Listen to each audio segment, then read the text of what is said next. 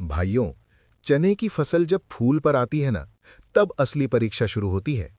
किसान साल भर मेहनत करता है, खेत तैयार करता है, सही समय पर बुआई करता है, खाद डालता है, पानी देता है। लेकिन जब चने में फूल आते हैं और वही फूल झड़ने लगते हैं, तो दिल टूट जाता है। कई किसान कहते हैं, भाई, फसल तो हरी भरी है, पौधा भी तगड़ा है, फिर भी फूल गिर रहे हैं, फल नहीं बन रहा। अब ध्यान से सुनो, फूल गिरना कोई एक वजह से नहीं होता। इसके पीछे कई छोटी छोटी गलतियां होती हैं। अगर इन्हें समय रहते समझ लिया, तो आधे से ज्यादा फूल फल में बदल जाते हैं। सबसे पहली बात, चना बहुत नाजुक फसल है। फूल आने के समय जरा सी गलती, मौसम का झटका या पोषण की कमी हुई तो पौधा खुद फैसला कर लेता है कि इतना बोझ नहीं उठा सकता और फूल गिरा देता है। सबसे बड़ा कारण होता है पानी का खेल। कई किसान फूल आते ही ज्यादा पानी दे देते हैं। उन्हें लगता है अब फल बनना है, पानी ज्यादा चाहिए। यही सबसे बड़ी गलती हो जाती है। चना पानी पसंद नहीं करता, खासकर फूल के समय। ज्यादा नमी हुई तो जड़ें सांस नहीं ले पाती। जड़ कमजोर हुई तो फूल टिकेगा कैसे? अगर आपने फूल आने पर भारी सिंचाई कर दी या खेत में पानी रुक गया, तो समझ लो 30-40% फूल वैसे ही गिर जाएंगे। इस समय सिर्फ हल्की नमी चाहिए, मिट्टी में नमी रहे, पानी खड़ा ना रहे। दूसरा बड़ा कारण है मौसम का झटका। अचानक ठंड बढ़ गई या एकदम गर्म हवा चल गई या ओस ज्यादा पड़ गई तो चने का फूल सहन नहीं कर पाता। खासकर रात का तापमान अगर बहुत नीचे चला जाए या दिन में अचानक तेज धूप आ जाए तो फूल सूख कर झड़ जाता है। अब तीसरी बात बहुत जरूरी है, भोजन की कमी। भाइयों, फूल बनना और फल बनना ये पौधे के लिए सबसे ज्यादा ताकत मांगने वाला समय होता है। अगर उस वक्त पौधे को सही खाना नहीं मिला तो वो खुद फूल गिरा देता है। सबसे ज्यादा कमी होती है बोरॉन, मोलिब्डेनम और हल्की मात्रा में पोटाश की। कई किसान सिर्फ डीएपी और यूरिया तक ही सीमित रहते हैं, लेकिन फूल टिकाने के लिए सूक्ष्म पोषक तत्व बहुत जरूरी हैं। अब ध्यान से समझो, बोरॉन का काम होता है फूल को पकड़ कर रखना। अगर बोरॉन की कमी हुई तो फूल आएगा जरूर, लेकिन 2-4 दिन में झड़ जाएगा। मॉलिब्डेनम का काम होता है नाइट्रोजन को पौधे के अंदर सही तरीके से काम करवाना। अगर ये नहीं होगा तो पौधा कमजोर रहेगा।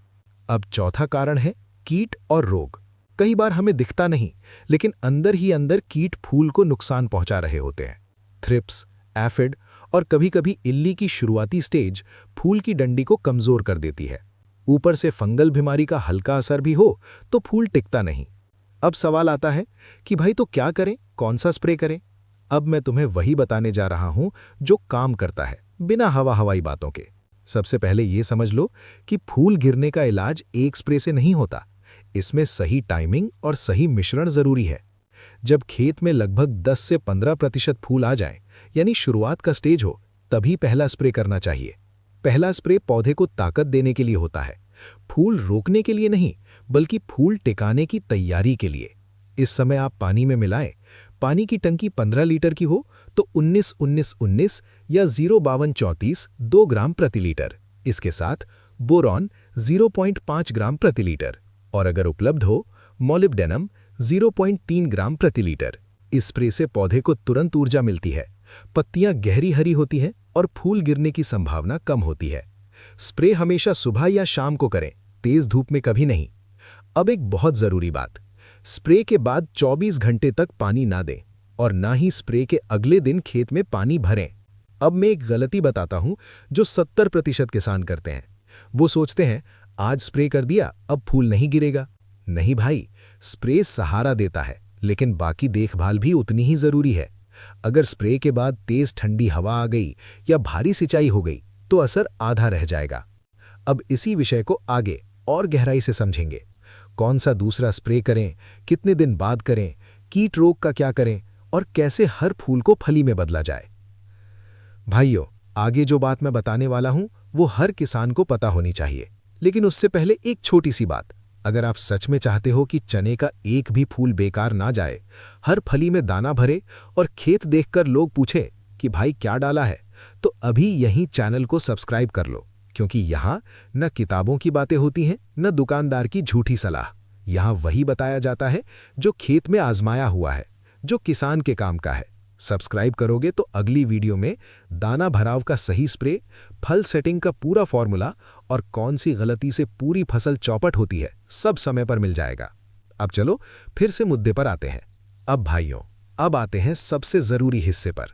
फूल तो आ गया, अब सवाल है फूल फली में कैसे बदले और एक भी फूल गिरे नहीं।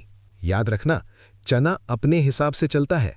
अगर उसे लगे कि उसके पास ताकत कम है तो वो खुद फूल गिरा देगा, चाहे आपने कितनी भी दवा क्यों ना डाल दी हो। इसलिए अब जो बातें मैं बताने वाला हूं उन्हें क्रम से समझना और उसी तरह अपनाना। सबसे पहले बात करते हैं दूसरे स्प्रे की टाइमिंग की।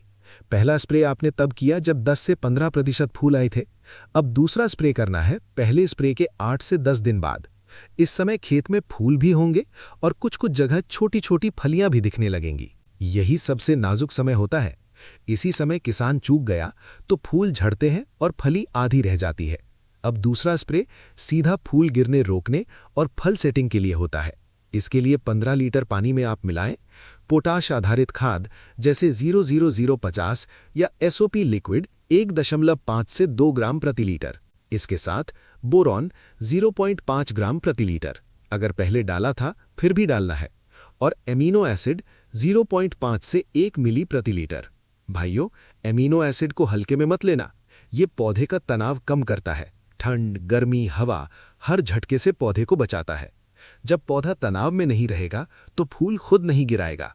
अब ध्यान रखना, इस स्प्रे के बाद कम से कम 3 दिन तक कोई सिंचाई नहीं और ना ही स्प्रे के अगले दिन खेत में पानी भर कर रखना। अब मैं एक बहुत बड़ी गलती बताता हूं जो किसान इस समय करता है। वो देखता है कि फसल अच्छी है तो वो यूरिया का छिड़काव कर देता है या यूरिया पानी में घोल देता है। भाइयों, फूल और फल के समय यूरिया दुश्मन बन जाता है। यूरिया से पत्ते तो हरे हो जाते हैं, लेकिन पौधा फूल छोड़कर पत्ते बनाने में लग जाता है। नतीजा क्या होता है? फूल गिर जाते हैं, जो फली लगी होती है वो भी कमजोर हो जाती है।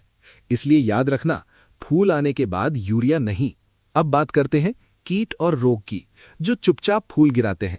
कई बार किसान कहता है, भाई कीड़ा तो दिख नहीं रहा, लेकिन थ्रिप्स और एफिड इतने छोटे होते हैं कि ध्यान से देखो तभी दिखते हैं। ये फूल की डंडी पर हमला करते हैं। डंडी कमजोर होती है और फूल झड़ जाता है। अगर खेत में हल्का भी रस चूसने वाला कीट दिखे तो दूसरे स्प्रे के साथ इमिडाक्लोप्रिड या थायोमेथॉक्साम बहुत कम मात्रा में मिलाया जा सकता है, लेकिन ध्यान रहे, जरूरत हो तभी, बेवजह दवा नहीं। अब बात करते हैं फंगल रोग की। अगर मौसम में नमी ज्यादा है, ओस पड़ रही है या बादल बने रहते हैं तो हल्का फंगीसाइड जैसे कार्बेंडाजिम या हेक्साकोनाजोल कम मात्रा में मिलाया जा सकता है। लेकिन एक बात गांठ बांध लो, हर स्प्रे में हर दवा मत मिलाओ, जरूरत के हिसाब से चलो। अब तीसरा और आखिरी स्प्रे जो बहुत कम किसान सही समय पर करते हैं, जब खेत में ज्यादातर फूल फली में बदल जाएं और फली 1 से 2 सेंटीमीटर की हो जाए। यही समय है दाना भराव की नींव डालने का। अगर इस समय पौधे को सही खाना मिल गया तो फली मोटी बनेगी और दाना पूरा भरेगा। इस समय 15 लीटर पानी में आप मिलाएं 00050 या पोटाश लिक्विड 2 ग्राम प्रति लीटर, मैग्नीशियम सल्फेट 1 ग्राम प्रति लीटर और सीवीड एक्सट्रैक्ट 1 मिली प्रति लीटर। ये स्प्रे फली को झड़ने से भी बचाता है और दाने को ताकत देता है। अब एक बहुत जरूरी बात जो किसान नजरअंदाज कर देता है, मिट्टी की हालत। अगर खेत में बहुत ज्यादा खरपतवार है या मिट्टी सख्त हो गई है तो जड़ें ठीक से काम नहीं करती, इसलिए हल्की गुड़ाई या निराई जरूरी है। लेकिन ध्यान रहे, जड़ को चोट ना लगे। अब सिंचाई की आखिरी बात सुन लो। फूल और फली के समय हल्की हल्की सिंचाई करो, बहुत दिन तक सुखा भी मत रखो और पानी भराव भी मत होने दो। अगर आप पानी प्लस पोषण प्लस मौसम इन तीनों को संभाल लोगे तो चने का फूल खुद ब खुद फली बनेगा। अब अंत में एक सच्ची बात, कोई भी स्प्रे 100% फूल नहीं बचा सकता अगर किसान खुद लापरवाही करे। लेकिन अगर आपने सही समय, सही मात्रा और सही देखभाल कर ली तो 70 से 80% फूल फली में बदल सकते हैं। और यही फर्क होता है औसत किसान और समझदार किसान में। अगर ये जानकारी आपके काम की लगी हो तो इसे अपने गांव के किसान भाई तक जरूर पहुंचाओ, क्योंकि जानकारी बांटने से घटती नहीं, फसल जरूर बढ़ती है। आगे आने वाली वीडियो में हम बात करेंगे चना में दाना भराव, कटाई से पहले की गलती और पैदावार कैसे बढ़ाएं।